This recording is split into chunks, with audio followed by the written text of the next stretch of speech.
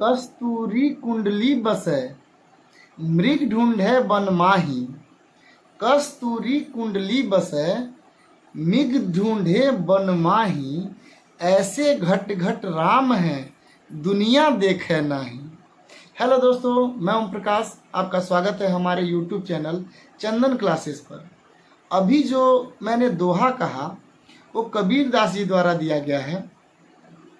इस दोहे के माध्यम से कबीर दास जी कहते हैं कि कस्तूरी कुंडली बसै। कस्तूरी एक तरह का लिक्विड होता है जो एक मृग के नाभि में होता है। मृग का अर्थ होता है हिरण।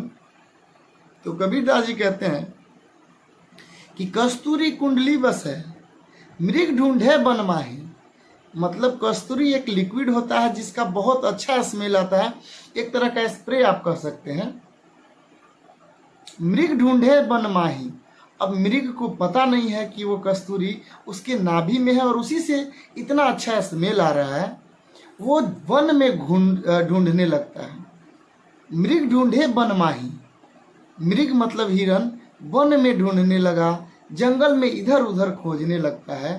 ऐसे घटी घटी राम है, ऐसे ही हर जगह राम है, कन कन में राम है, हर एक के हृदय में राम है और दुनिया देखे नहीं। लेकिन दुनिया उसे देख नहीं पाता है। तो देखिए, कबीर दास जी महान कवियों में से एक है और उनका जो कटाक्ष होता है सभी धर्मों के ऊपर होता है। और क्या कमाल उन्होंने कहा है। कहते हैं कि जिस तरह हिरण को पता नहीं होता है कि उसी के अंदर, उसी के नाभि के अंदर कस्तूरी है जो लिक्विड है जिससे सुंदर सा खुशबू आ रहा है, और वो इस अज्ञानवश चारों तरफ जंगल में ढूंढते रहता है उस स्मेल को कि किधर से आ रहा है। कभी इस पेड़ के पास, कभी उस पेड़ के पास, कभी इधर उधर खोजते रहता है क्योंकि उसके पास ज्ञान नहीं है।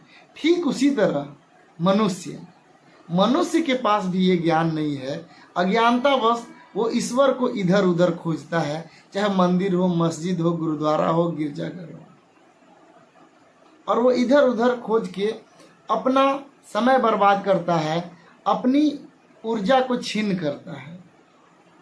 और कबीर दास जी का कहना ये है कि आप ईश्वर को अगर ढूंढना चाहते हो तो अपने अंदर, अपने मन में ढूंढो, अपने पड़ोसी के मन में ढूंढो, अगल बगल सभी जितने व्यक्ति हैं सबके मन में ईश्वर है, हर एक के हृदय में राम है। आप उनको ढूंढो, आप उनके अंदर मुझे ढूंढो, आप उनकी सेवा करो, मैं आपको स्वतः प्राप्त हो जाऊंगा।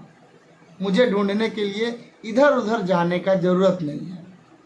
तो ये कबीर दास जी के इस दोहे का अर्थ है और कितना गहरा अर्थ है। 2-4 लाइन का होता है उनका दोहा, लेकिन कितना सुंदर होता है उसका अर्थ। और बहुत गहराई में अगर आप जाएंगे तो पता चलेगा कि वो कितनी बड़ी बात कह रहे हैं। ईश्वर को इधर उधर ढूंढने से बेहतर है आप अपने मन में ढूंढे। ईश्वर का सेवा करने से कहीं बेहतर है आप अपने आस पड़ोस में जो कोई भी है, जिसका जितना भी सेवा कर पा रहे हैं, सपोज बगल में अगर कोई भूखा है तो आप उसे खाना खिला दीजिए। अगर इस दोहे को अच्छा से समझे, क्योंकि कबीर दास जी कहते हैं कि वो तो हर एक इंसान के अंदर है। आप ईश्वर को प्रसन्न करने के लिए उनका पूजा पाठ करते हैं, लेकिन एक आदमी जो भूखा है, ईश्वर तो उसके अंदर है, आप उनको खाना खिलाइए, ईश्वर आपसे स्वतः प्रसन्न हो जाएंगे। अगर वो दुखी है आप उसका सेवा करिए, उसको नीड है उसकी सहायता करिए, ईश्वर आपसे प्रसन्न हो जाएंगे। ये कबीर दास जी का कहना है। और कबीर दास जी ने कितनी महानता वाली बात कही है, इसका अंदाजा आप इसी से लगा सकते हैं कि कबीर दास जी आज से लमसम 500 साल पहले, 600 साल पहले के कवि हैं।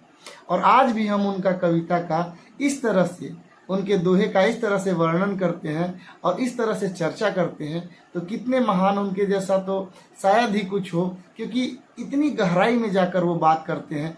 एक नहीं, बहुत सारा उनका ऐसा दोहा है जिसका हम लोग अक्सर वर्णन करते हैं, आपस में चर्चा करते हैं।